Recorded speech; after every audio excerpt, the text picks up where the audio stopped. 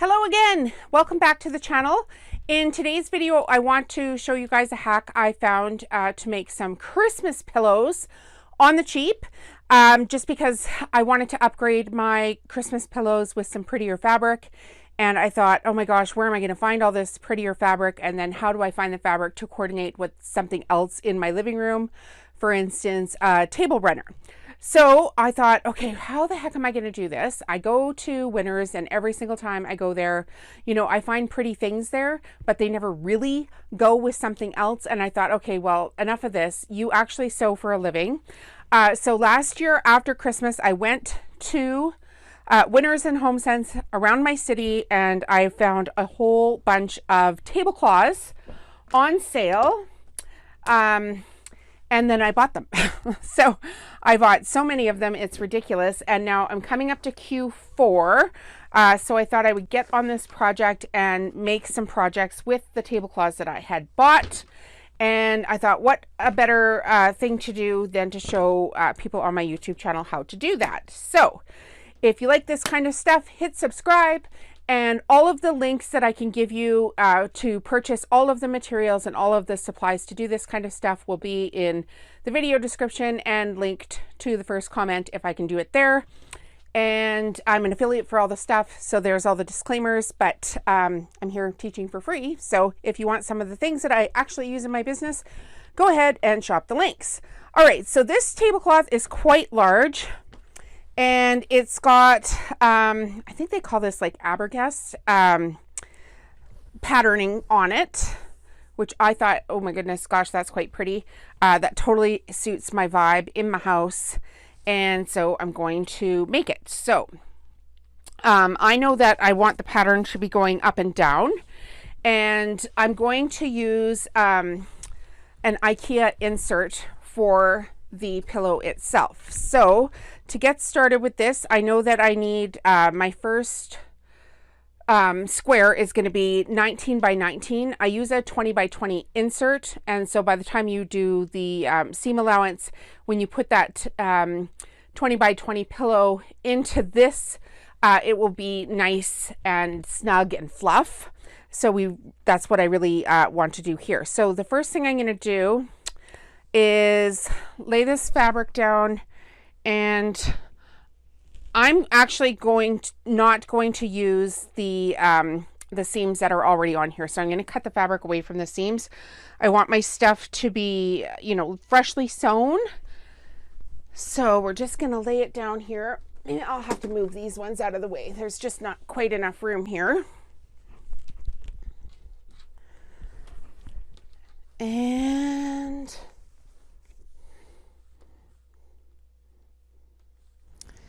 I might just fold this in 4, just so I can get the length that I'm looking for it here for my actual 24-inch cutter here. Okay, so I'm just going to lay this a little bit over the line, and I've got everything squared up here. And I'm just going to take a swipe to 19. Now I know I want to make several pillows, so even if I have a little bit of cutoff from this on the edge, I'll be able to use that in another project. But my sofa and love seat upstairs, I'd like to have a pillow on each corner in this fabric. So I want to make 4 of these total in this fabric. Okay, so I've cut it 19 this way. And now I know that I don't want this edge here either, so I'm just going to flip it over.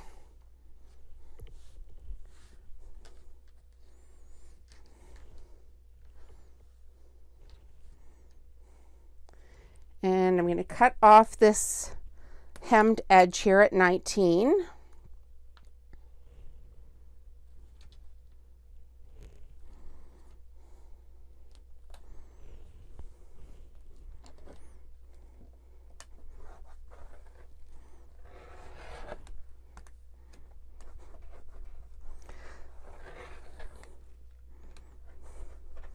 This table is hard because it does split in the middle, and now that I'm pushing on it, you can see that it's going this way. So I might actually just flip this around and cut the 19 this way.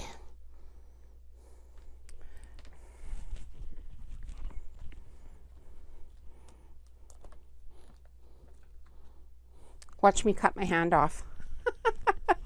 Don't do that. This may be too thick. Good thing about this is it doesn't have to be, I'm just right on the seam here. So I'm going to grab a pair of scissors. Of course, everything you think will be easy is doubly hard as soon as you turn on a camera. So the lesson here, I guess, would be that I should have cut off those seams ahead of time.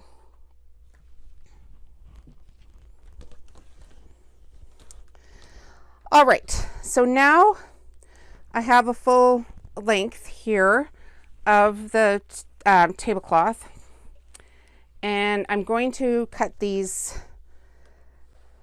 seams off right now before I get into trouble again with that.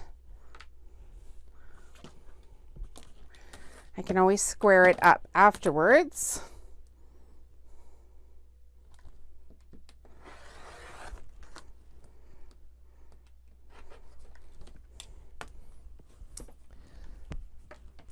This is a Fiskars cutter, Fiskars ruler, and I believe a Fiskars mat as well. If anybody needs to know what those are.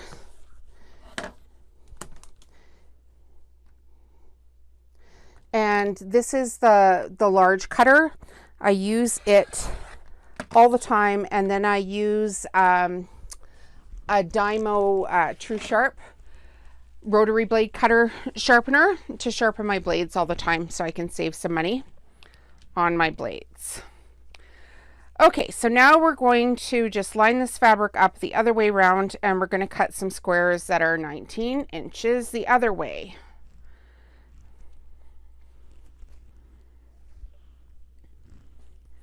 I'll probably get 3 out of this. I won't bore you to death by making all 4 pillows. I'll just be making 1 here today, but I'm cutting it, so I'm going to cut it all at the same time. Okay. So we're just going to square it up, cut it to 19.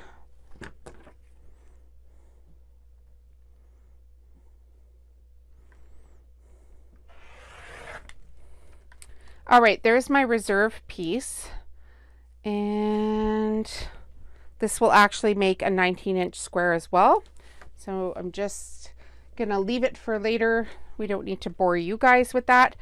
So this is gonna be the front of the pillow, and as I mentioned, I want the pattern going up and down. So I'll be able to make 2 with this.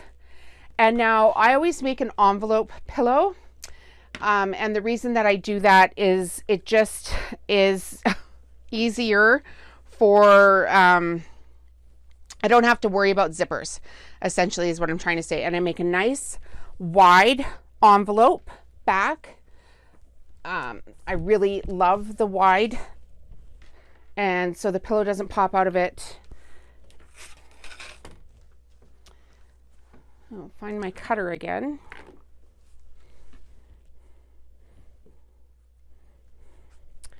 And so the first flap that I'm going to make for it is going to be the top flap on the back. And I'm actually going to make it what I've got my measurements wrote down over there. I am going to make it, is it 15?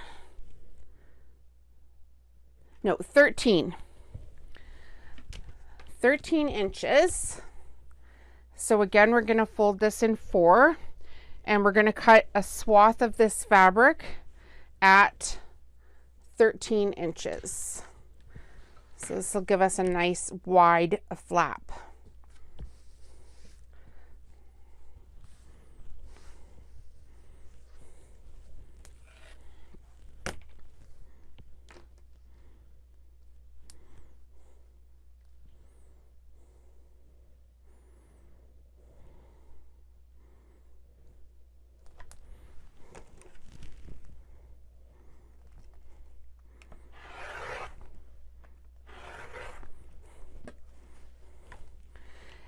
And now that we've got that cut to 13 inches there, we'll just turn it this way and even up the edge on it a little bit here.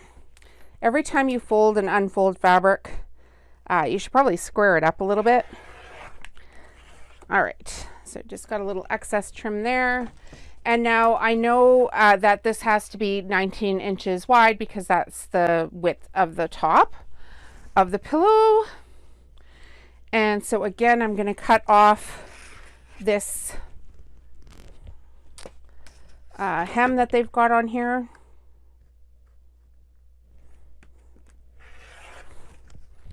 Just like that. And I'm going to get a 19 inches wide. So line this up again.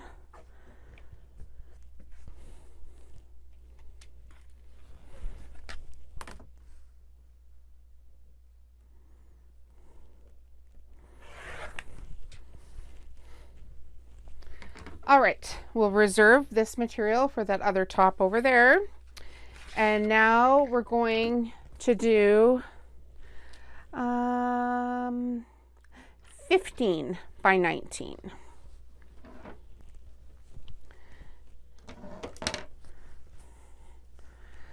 So once again,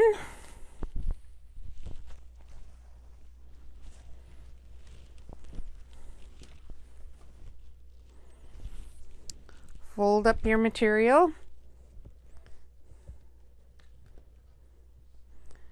With the hemming that's already on here too, it's not quite perfectly straight. So it's always best to square up your material after the fact, is what I'm finding with this. Okay, so 15.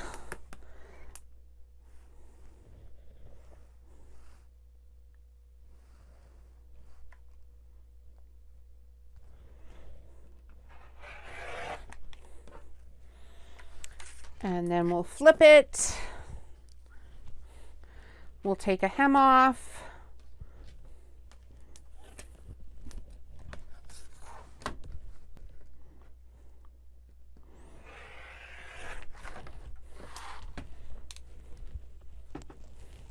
And then we're going to cut it to 19 wide.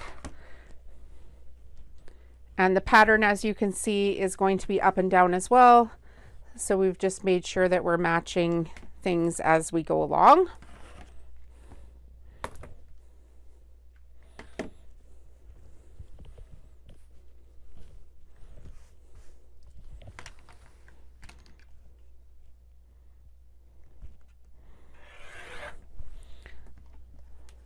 Okay, so there we have our 3 pieces for the pillow that we need. And at this point, I'm going to iron everything and fold down the hems for the top and bottom. So I'll meet you at the ironing board. Okay, so now we're just going to iron everything so it's nice and flat.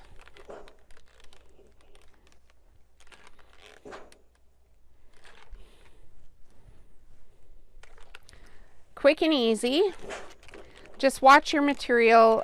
You can read on the material if it's iron safe as well. If it isn't iron safe, you could actually steam this with a steamer. So there's our first piece, looking lovely. And now we've got 2 pieces here. And what I need to do with these 2 pieces is figure out which is going to be the top of the pattern and which is going to be the bottom. So you can see that there's leaves on the bottom here and then the flowers go up. So this would be the top of it, meaning this would be the bottom. And therefore I need to have a little hem here at the bottom, as this is where the opening is going to be. So I just finger press it and then iron it down. I'm going to fold it over twice.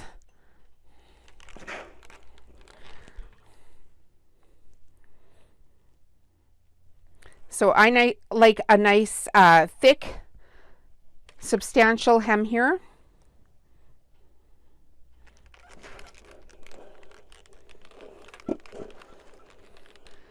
This fabric in particular probably could have done with a steam iron, or sorry, a steam iron. That's what I'm using right now. A steamer machine. The iron is sticking to it a little bit. It's got quite a bit of metal fleck here in it.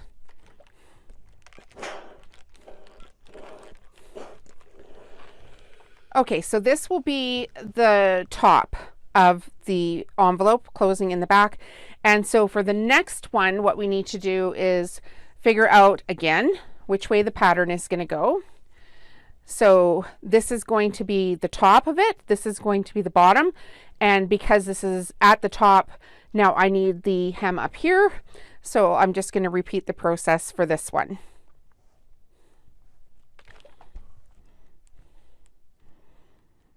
Quick and easy.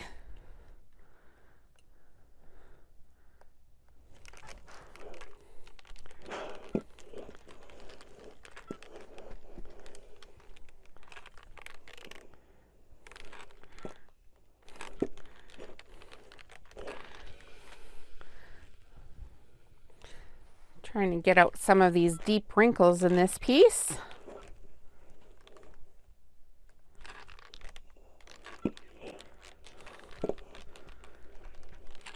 Okay, so the next step is going to be to sew this. So this part is pretty easy. I'm just going to do a straight stitch right along the edge of the seam, and I'm going to do that for both of these pieces that we sewed the, ironed the hem over for. So pretty quick and easy. Here we go, almost to the end of the first one. And just repeat the process for the second one. All right, now that we've got the pieces sewn, what we're going to do is lay our top of the pillow, so the front of the pillow, face down, facing up with the pattern going in the correct direction. Then we're going to find our largest piece of fabric for the back for the envelope closer, which was the 15 by 19. And we're just going to line it up, and it goes down first on the back. So on the back, I always try to remember top down first. And then the second one, we're also going to line it up on the bottom, on top of everything. And then all we need to do here is pin all the way around. So I have a bunch of pins here, and I always get asked about my pin holders. They are actual picture frames that I've bought because I cannot stand those red tomato things. I hate them. I don't know why. Whose idea was that to make this big obnoxious red thing for your sewing room? But anyway, just go ahead and pin all the way around.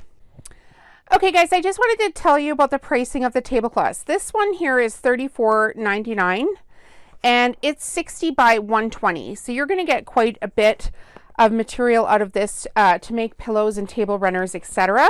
Here's another one I got, which is 60 by 104 inches, and it was only $29.99. And then this one here was $24.99 with a cute candy cane print on it, and it is 60 by 102. So this is an affordable craft project, and we can use the scrap materials for other things as well. I'll make a couple more videos with what I make with this exact material. They'll be linked to the end of this video, so be sure to watch those as well. Let's get going on the final steps of this one, and now we're going to sew all the way around the pillow. So we're going to do a straight stitch again, and I'm just doing a width of the presser foot here for a guide, and I will pull the pins out as I go along. And this time I'm going to put them in this cute pin holder, which is also another picture frame that I've just picked up. And then I should do I'll do a tutorial on how to make these cute little pin holder frames because they are super cute. They're in all my videos. I get asked all the time by private message on my videos, etc. Where'd you get that cute pin holder? So maybe I'll do a video on that. Okay, so we're just going to stick that in there.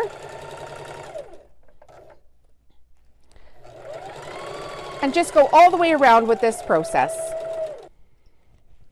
Okay, so this is what it looks like now, and we need to turn it inside out. Really easy to do. Just pull from the corners, and then I've got this handy dandy little tool in my hand, otherwise known as a chopstick, and we're just going to push the corners out, you know, gently. And then once we've got all these corners pressed out, we're going to press this again and move on to the next step. So let's go ahead and do that. So just lay your pillow down flat and wiggle the edges out so that you've got a nice fold in the seam, and then we're going to hit this with the iron. So now we're just going to finish up the pillow with a double flange. So I've got the pillow pressed, and I've just got the sewing machine set on a straight stitch. And again, I'm going to just go the width of the presser foot lined up along the fabric, and I'm going to sew a straight stitch all the way around the pillow. When we come up to the corner here, I'm going to show you how to turn.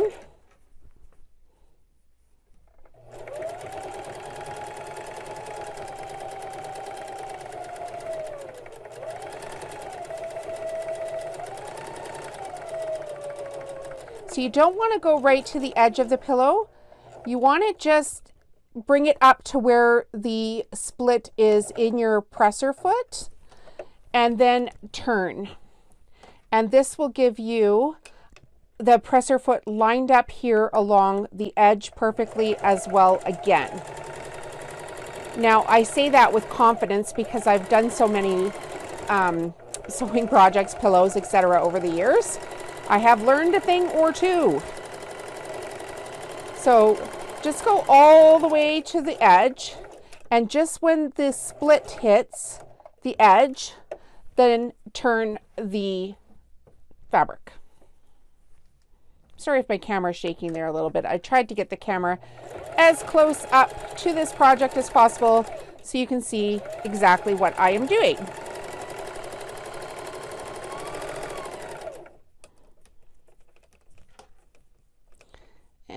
This edge could have been ironed a little better, but we'll make do.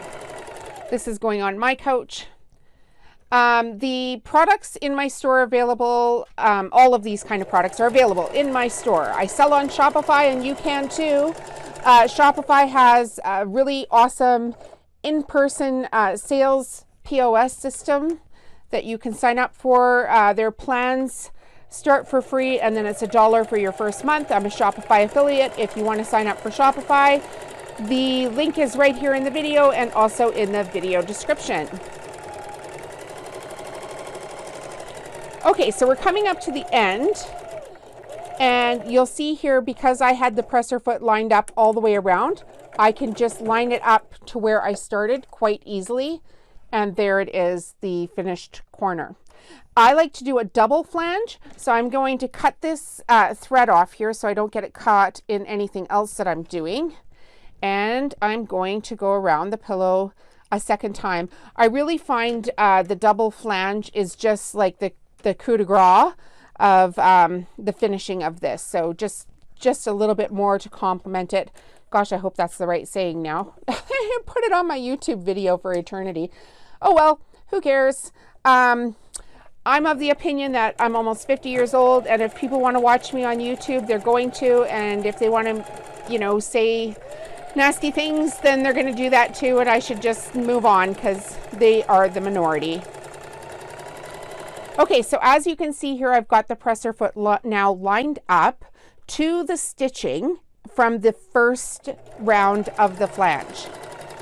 And again, I'm going to come down, and instead of coming to the end, I'm going to bring my stitch up just to where the split is, now where I can see the other stitching that I did, and turn my fabric.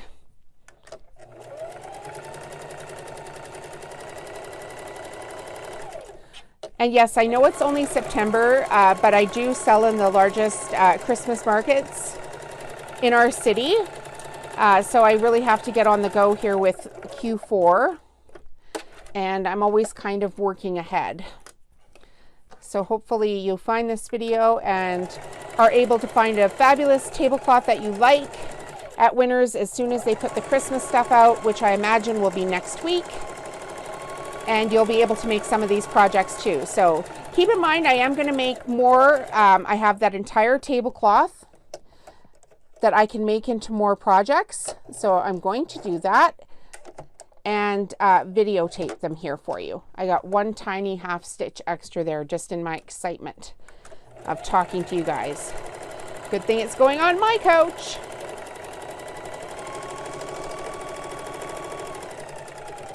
All right, here we are coming up to the end. I will put a link in the video description for some inserts that I recommend. And if you make your pillows all the same size, you can change out your decor without buying new pillows every season, just by buying some tablecloths.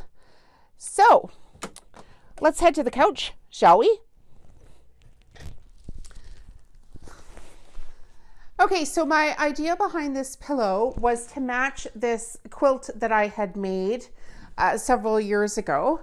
And so now we've got our pillowcase and we've got the actual pillow that I use in my living room all the time. I have it in different pillow shams that I've made. And so this will be the new Christmas one. I just wanted to show you guys how well it will fit in here. And it will be nice and fluffy. This particular one I get from IKEA. It's the 20 by 20 feather insert, but you can get them on Amazon, and I will put a link in the video description. I know some of you guys are not close to an IKEA, so this will work out better. I know this looks ridiculous because of how much I'm squishing it here, but when it all gets in here, you'll see what a nice firm, you know, you could lay your head on this and actually fall asleep pillow this turns out to be. So I always recommend buying your inserts 2 inches bigger than the pillow that you want to put them in, or the pillowcase that you want to put them in. Okay, so we're just going to squishy this down here a little bit. Takes a little bit of finagling, but we will get it. All right, so there we go. There we have it, except for in this one corner where I didn't obviously have it. Too funny. All right, we've got a nice firm pillow, and that's going to match my quilt here that I made a few years ago. And you can see that the double flange does finish the pillow off quite nicely. It just gives it a more upholstered look. So there you have it. Stay tuned for more videos on how to upcycle a tablecloth. Cheers, guys. Bye.